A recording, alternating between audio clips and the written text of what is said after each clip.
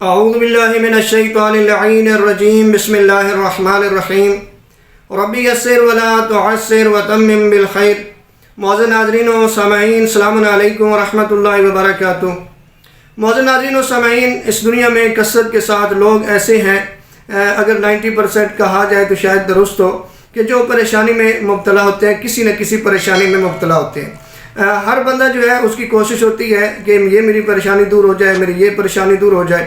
تو آج ایک آپ کو ایسا عمل بتانے جا رہے ہیں کہ اگر وہ عمل کر لیا جائے تو پروردگار ہماری پریشانیاں بھی دور کر دیتا ہے، یہاں تک کہ اگر ہم سفر پہ جاتے ہیں تو ایکسیڈنٹ سے بچ جاتے ہیں، بری اموات سے بچ جاتے ہیں، یہاں تک کہ اگر ڈاکوؤں کا، چوروں کا، راہزنوں کا خطرہ ہو تو پھر بھی ہم اس سے بچ جاتے ہیں۔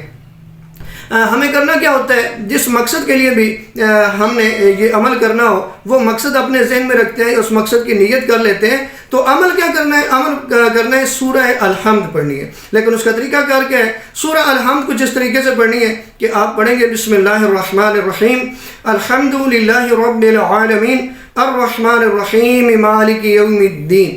یہاں تک جب آپ پہنچیں گے تو آگے جو آیت آتی ہے ایاک نعبد و ایاک نستعین، اس کو آپ نے 100 دفعہ پڑھنا ہے، یعنی ایک تسبیح پوری پڑھ کے تو پھر آگے اس سورہ کو مکمل کرنا ہے، یعنی 100 دفعہ پڑھیں گے ایاک نعبد و ایاک نستعین اہدنا الصراط المستقیم صراط الذین انعمت علیہم غیر المغضوب علیہم ولا الضالین۔